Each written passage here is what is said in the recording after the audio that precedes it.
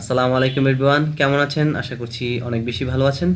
আরও একটা লেসন নিয়ে আপনাদের সামনে হাজির হয়ে গেলাম। যেমনটা দেখতে পাচ্ছেন, আমরা আজকেও কিন্তু প্রবাদ প্রবচন নিয়ে আলোচনা করব। আর প্রবাদ প্রবচনের আজকে আমাদের কত নম্বর ক্লাস? আজকে হচ্ছে আমাদের 4 নম্বর ক্লাস। এর আগে আমরা 3টা ক্লাস সমাপ্ত করেছি।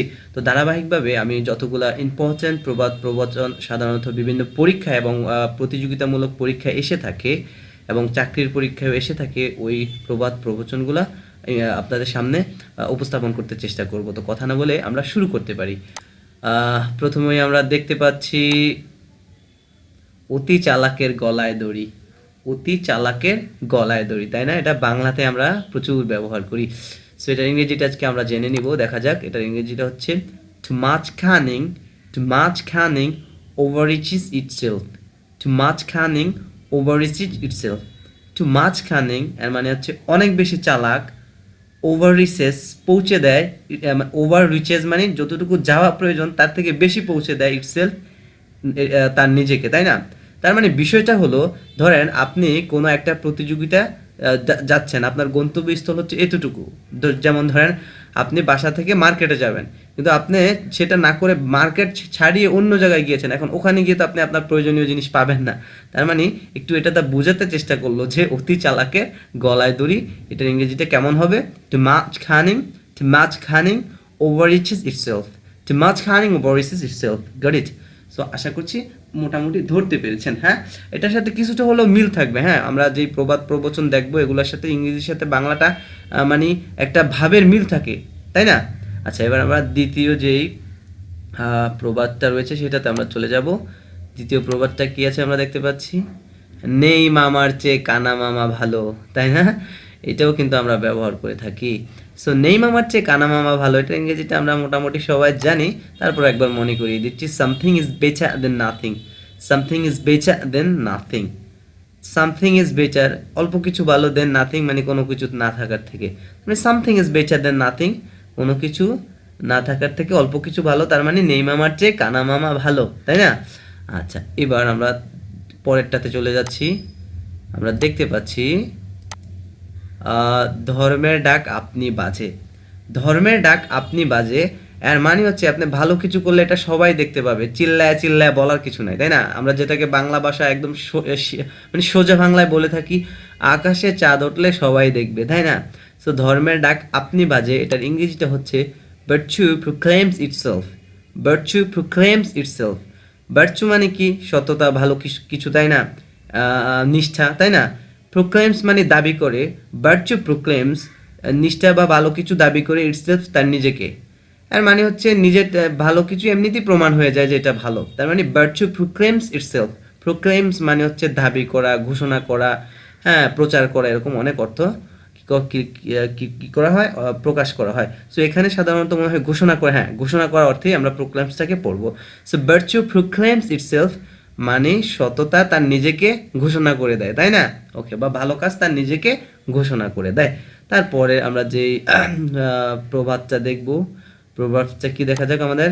তারপরের প্রভাব হচ্ছে, আচ্ছা, তাড়াতাড়িতে জিনিস খারাপ হয়। হ্যাঁ, আমরা তাড়াহুড়ো করে কোনো কাজ করলে এটা নর্মালি খারাপ হবে, এটা ফিডব্যাক কখনো ভালো হবে না, এই জন্য তাড়াহুড়া করা যাবে না। সো এটার ইংরেজিটা আমরা কি বলতে পারি? Haste make waste. Haste make waste. Haste make makes waste. Haste makes waste, তাই না? মানে হ্যাস্ট মানে হচ্ছে তাড়াতাড়ি, মেক্স মানে তৈরি করে ফেলে, ওয়েস্ট মানে হচ্ছে অবশিষ্ট অংশ, অপ্রয়োজনীয় অংশ, তাই না? হ্যাঁ, সো হ্যাস্ট মেক্স ওয়েস্ট মানে তাড়াতাড়ি জিনিসগুলো আমাদের মূল্যবান জিনিসগুলোকে নষ্ট করে ফেলে, তাই না? হ্যাস্ট মেক্স ওয়েস্ট, তাড়াতাড়িতে জিনিস খারাপ হয়, তাই না? আচ্ছা, এবার আমরা পরেরটাতে চলে যাব। দুঃখ বিনা সুখ লাভ হয় না, তাই না? দুঃখ বিনা সুখ লাভ হয় না, এটা আমরা সবাই জানি। No gains no pains. No gains no pains, দুঃখ বিনা সুখ লাভ হয় না। আচ্ছা, পেন্স মানে দুঃখ, এটা আমরা সবাই জানি। নো গেইনস মানে অর্জিত হয় না। নো পেইনস মানে হচ্ছে দুঃখ ছাড়া বোঝাচ্ছে। পেইনস মানে দুঃখ, তাই না? No gains no pains. আচ্ছা, এটা আমরা সবাই জানতাম, তাই না? এবার পরবর্তী যে আমাদের প্রবাদ আছে, কি আছে আমরা একটু দেখতে পাচ্ছি।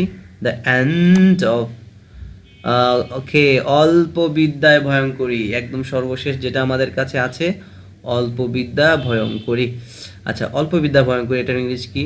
এটার ইংরেজি কিন্তু আমরা সবাই জানি, এটা মনে হয় আলেকজান্ডার পোপ, নাকি ভুলে গিয়েছি। আচ্ছা যাই হোক, সো অল্প বিদ্যা ভয়ঙ্করী, হ্যাঁ আলেকজান্ডার পোপ সম্ভবত ইংলিশ, তিনি হচ্ছে ইংলিশ একজন লিটারেচার মানে সাহিত্যিক। সো তিনি এই আলেকজান্ডার পোপ এই কথাটা বলেছিলেন, অল্প বিদ্যা ভয়ঙ্করী, a little learning is a dangerous thing, a little learning is a dangerous thing. Alexander Pope কিন্তু এই শব্দটা, এই আই মিন এই প্রবাদটা আবিষ্কার করেছে, তাই না? তিনি হচ্ছে একজন ইংরেজি সাহিত্যিক। আচ্ছা, এবার আমরা চলে যাব পরেরটাতে, কি আছে দেখি। হ্যাঁ ভাবছিলাম তো শেষ, দেখি না আরেকটা আছে, নিজে নিজে নিজে শুটের ঠাঁই পায় না, এখানে শুতে হবে তাই না, নিজে শুটের হয় না, নিজে শুতে ঠাঁই পায় না, শঙ্করাকে ডাকে। একটু ভালো করে আমরা বাংলাটা ক্লিয়ার হয়ে নেই, এখানে একটু ভুল আছে। নিজে শুতে ঠাঁই পায় না, শঙ্করাকে ডাকে, মানে নিজেই শোয়ার জন্য জায়গা পায় না, আবার আরেকজনকে আসে বলে যে চলে আস, তাই না? সো এই যে নিজেরই অভাব পূরণ হয় না, আরেকজনকে সাহায্য করতে যায়, এই ধরনের যখন আমরা বলি, আমাদের গ্রামের পাশে এটাকে বলে নিজে খাইতে নাই পাই কুত্তা আনে বর্গা। I am just kidding with you, আমাদের গ্রামে কিন্তু এভাবে বলে এটাকে। সো নিজের শুতে ঠাঁই পায় না, শঙ্করাকে ডাকে, এটার ইংরেজি কি বলেন তো? হ্যাঁ, এটার ইংরেজি হলো হি হু হ্যাজ নাথিং, এমন ব্যক্তি যার কিছুই নেই, টু স্পেয়ার মানে ছড়িয়ে দিতে, এমন একটা মানুষ যার কোনো কিছুই নাই ছড়িয়ে দেওয়ার জন্য, মাস্ট নট তার অবশ্যই উচিত হবে না, কিপে জগ আবার সাথে একটা কুকুর রাখার, ঠিক আছে? সো এটা দিয়ে বোঝাচ্ছে যে যে যার কোনো মানে যে নিজেই কোনো কিছু নেই, শুতে পায় না বা খাইতে পায় না, সে আবার অন্যকে খাওয়ানোর বা কি বলা হয় শোয়ানোর চেষ্টা করা, এটা একটা বোকামি। হ্যাঁ, he who has nothing to spare must not keep a dog, right? নিজে শুতে ঠাঁই পায় না, শঙ্করাকে ডাকে, ঠিক আছে? আচ্ছা, সো প্রবাবলি লেসনটা শেষ হয়ে গেছে। সো এতক্ষণ সাথে থাকার জন্য আপনাদের অনেক অনেক ধন্যবাদ। পরবর্তী ভিডিওতে আমরা ক্লাস 5-এ আরও কিছু চমৎকার আপনাদেরকে প্রবাদ প্রবচন দেখাবো। তো সবাই ভালো থাকবেন। আর এতক্ষণ যেহেতু সাথেই ছিলেন কষ্ট করে, এখন কষ্ট করে একটু সাবস্ক্রাইব করে দিলেই আমার উপকার, এবং আপনার পরবর্তী যেই ভিডিওগুলো পেয়ে যাবেন সেটার জন্য আপনাকে কোনো চিন্তা করতে হবে না। সো ভালো থাকবেন, আল্লাহ হাফেজ।